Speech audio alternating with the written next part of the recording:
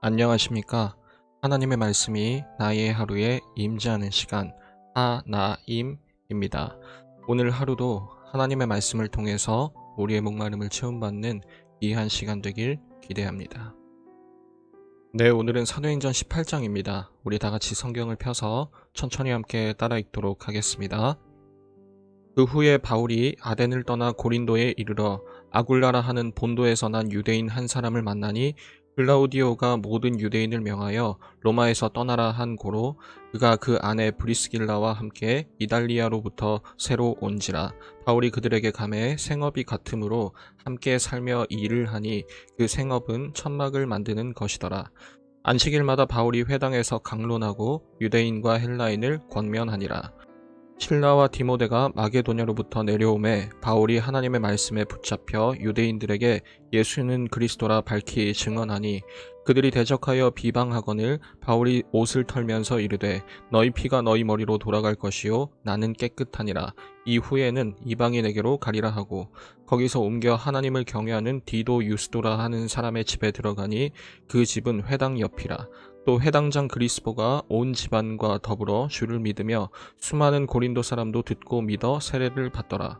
밤에 주께서 환상 가운데 바울에게 말씀하시되 두려워하지 말며 침묵하지 말고 말하라.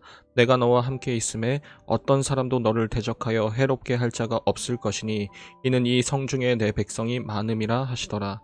1년 6개월을 머물며 그들 가운데서 하나님의 말씀을 가르치니라.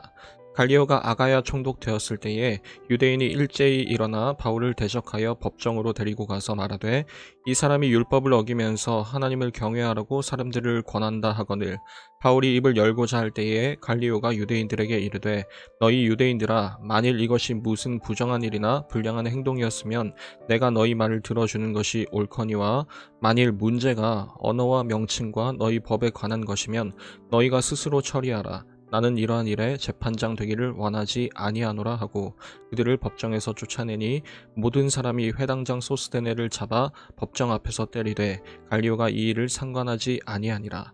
바울은 더 여러 날 머물다가 형제들과 작별하고 배 타고 수리아로 떠나갈새 브리스길라와 아굴라도 함께 하더라. 바울이 일찍이 서원에 있었으므로 겐그레아에서 머리를 깎았더라.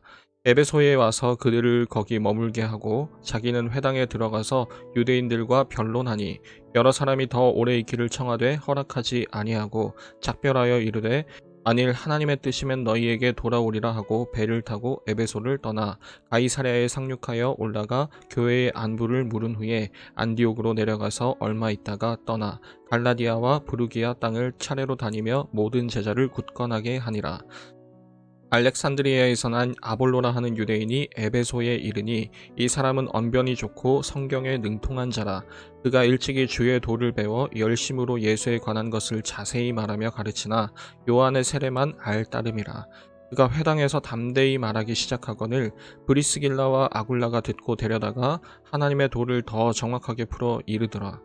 아볼로가 아가야로 건너가고자 하므로 형제들이 그를 격려하며 제자들에게 편지를 써 영접하라 하였더니 그가 감해 은혜로 말미암아 믿은 자들에게 많은 유익을 주니 이는 성경으로서 예수는 그리스도라고 증언하여 공중 앞에서 힘있게 유대인의 말을 이기미러라.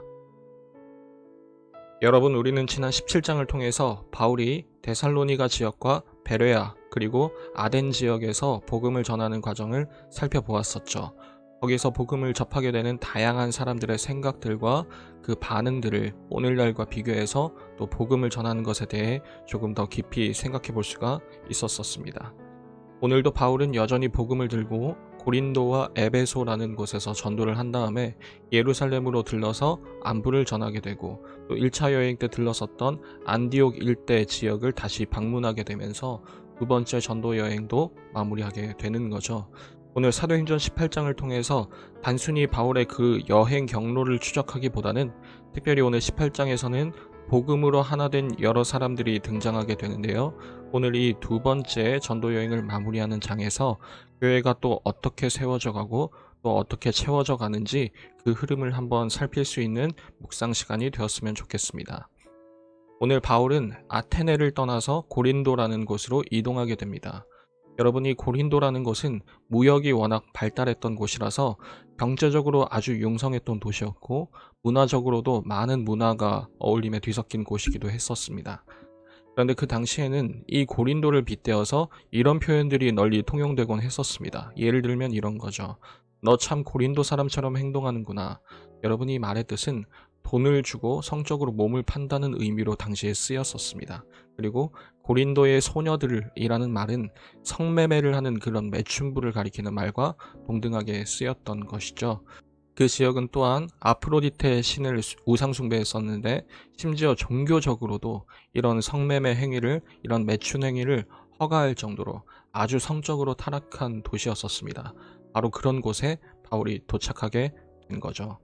근데 오늘 거기서 평생 동역자로 함께하게 될 한 부부를 바울이 만나게 되는데요. 바로 브리스길라 혹은 바울이 브리스가라고 편지에서 부르는 아내와 또 아굴라라고 불리는 유대인 남편입니다. 그리고 바로 여기서 그동안 잠깐 헤어졌었던 그 실라와 디모데가 함께 합류하게 되는 거죠. 특별히 디모데는 지난 17장에 데살로니가 지역에 세워졌던 그 교회의 소식을 바울에게 전달하게 되는데요. 여러분, 데살로니가 교회가 어떤 교회였었습니까? 바울로 인해서 이제 막 예수님을 믿게 되었지만 바울이 쫓겨나고 수많은 핍박을 받게 될 그 위험에, 그 지경에 처하게 된 그 교회, 바울이 계속해서 신경 쓰고 걱정할 수밖에 없는 그 교회였는데 디모데가 이런 소식을 전하는 거죠. 데살로니가 교회의 성도들이 그 어려움 속에서도 계속해서 믿음을 잘 지키고 있다는 그 소식을 지금 바울에게 전하는 겁니다. 여러분이 잘 알고 있는 찬송가 중에 이런 가사가 있죠. 환난과 핍박 중에도 성도는 신앙 지켰네 라는 부분 말입니다. 디모데가 전한 이 소식이 바울에게 있어서는 정말 이 아름다운 찬송처럼 들렸을 거라고 저는 생각합니다. 그리고 그 순간을 사도행전은 이렇게 기록하고 있습니다. 바울이 하나님의 말씀에 붙잡혔다 라고 말입니다. 그리고 환상 가운데서도 주님은 바울에게 이렇게 말씀하시죠. 두려워하지 말며 침묵하지 말고 말하라. 내가 너와 함께 있음에 어떤 사람도 너를 대적하여 해롭게 할 자가 없을 것이니 이는 이 성중에 내 백성이 많음이라. 그리고 바울은 더욱 담대하게 복음을 증거하기 시작합니다. 때로는 어려움도 있었고 복음 때문에 교회가 말도 안 되는 억울함을 당하기도 했었지만 복음이 뿌려진 곳곳에서 하나님을 경외하는 사람들은 점점 늘어나고 있는 것이었습니다. 그 이후로 바울의 발걸음도 계속 이어졌습니다.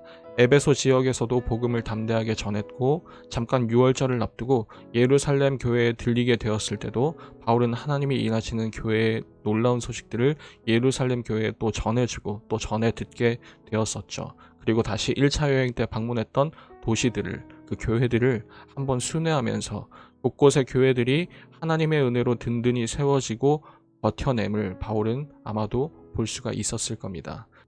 여러분, 그리고 그 와중에 바울이 없는 곳에서도 놀라운 일들이 일어나게 되죠. 바로 아볼로라는 사람이 등장하게 되는 스토리인데요. 그 사람은 아주 똑똑하고 말을 잘하는 사람이었었습니다. 거기다가 얼마 전에 복음을 듣고 회심한 사람이었죠. 하루는 그 사람이 복음을 열심으로 전하는데 그 모습을 누가 보게 되냐면 바로 바울의 동역자 브리스길라와 아굴라 부부가 그 복음을 듣게 되는 겁니다. 그리고 아볼로를 따로 만나서 아볼로가 알지 못했던 복음의 나머지 부분을 이 부부가 채워주게 되는 거죠. 바울에게서 브리스길라 아굴라 부부로, 또 그 부부에서 아볼로에게로, 또 아볼로에서 각 사람에게로 이 복음이, 예수 그리스도가 우리의 주인이라는 이 메시지가 이 교회를 통해서 계속 퍼져감을 우리는 오늘 지켜볼 수가 있는 겁니다. 사랑하는 우리 중고등부 여러분, 사실 오늘 바울의 이 두 번째 전도 여행을 마무리하는 시점에서 더없이 행복한 그런 스토리 엔딩이라고 우리는 말할 수가 있겠지만 그 속에는 사실 많은 아픔과 또한 눈물도 있었습니다. 나중에 여러분들이 고린도 교회에 쓴 바울의 편지, 고린도전서와 후서를 보아서도 알 수 있겠지만 생각보다 교회가 늘 행복했던 것은 아니었습니다. 바울이 눈물을 흘리며 호소할 정도로, 정말 해도 너무하다 싶을 정도로 복음이 전해졌음에도, 복음이 있음에도 쉽게 변화되지 않는 교회와 교회 사람들의 모습들도 우리는 볼 수가 있을 겁니다. 그래서 어찌 보면 오늘 하나님이 바울에게 들려주셨던 음성, 두려워하지 말며 침묵하지 말고 복음을 전하라는 이 음성이 내가 너와 함께 있으니 어떤 사람도 너를 괴롭게 할 자가 없을 거라는 이 메시지가 그대로 들어지지 않는 것 같아서 억울해 보이기도 하고 아쉽기도 합니다. 어떤 면에서는 오늘날 우리의 교회로서의 모습과 엇비슷하기도 해서 쉽게 공감이 되는 부분이기도 한 거죠. 그러나 그런 사도 바울을 향해서, 교회를 향해서, 우리를 향해서 하나님은 오늘 이렇게 말씀하시기를 두려워하지 말고 침묵하지 말고 이 복음을 전하라, 말하라고 그렇게 말씀하십니다. 그리고 그 전해진 복음이 오늘 18장처럼 바울과 동역자들 그리고 아볼로를 통해서 더욱 잘 다듬어져 가고 예수님이 더욱 뚜렷해져 가고 많은 사람들이 그 뚜렷해져 가는 예수님을 주님이시라고 고백하게 되는 모습을 우리는 볼 수가 있는 겁니다. 상황은 우리 눈에 보기에 여의치 않고 마음먹은 대로 무엇이든 순탄하게 흘러가는 교회의 모습이 아닐 때가 많지만, 아니 오히려 환난과 어려움이 더 많아서 잘 된다기보다는 어렵다고 말할 만한 그런 상황이 더욱 많을지도 모르겠지만, 그럼에도 그리스도로 다듬어져 가고 채워져 가는 교회, 그 환난을 통해서도 그리스도가 더욱 밝히 빛나고 깨끗하게 보이는 그런 드러나는 교회, 여러분 우리가 지금 꿈꾸어야 할 교회가 바로 이런 교회이지 않겠습니까? 여태 우리가 바울의 두 번째 전도 여행을 통해서 갖가지 환난과 또 세상의 대단한 문화들, 철학들과 마주하는 그런 교회의 모습을 쭉 살펴왔었는데요. 무엇 하나 뚜렷하게 승리했다고 또 자랑하고 내세울 만한 승전보는 그간에 없었지만, 그럼에도 이 여행의 결론을 해피엔딩이라고 우리가 스스로 인정할 수 있는 그 까닭은 아마도 예수는 그리스도라는 이 복음이 계속해서 끊이지 않고 전해졌기 때문일 겁니다. 여러분, 바라기는 우리 중고등부도 우리 교회도 이 어려운 시대 속에서 때로는 괄목할 만한 승리를 경험하지 못한다 하더라도 예수는 그리스도라고 외칠 수 있는 교회가 되길 바라고, 그 가운데 주님이 주시는 그 행복함을 발견할 수 있는, 그것으로 만족할 수 있는 교회가 되길 기도합니다. 매일 저녁 9시 하나님의 말씀이 나의 하루에 임재하는 시간, 오늘은 이것으로 마치도록 하겠습니다. 모두들 평안한 밤 되시기 바랍니다.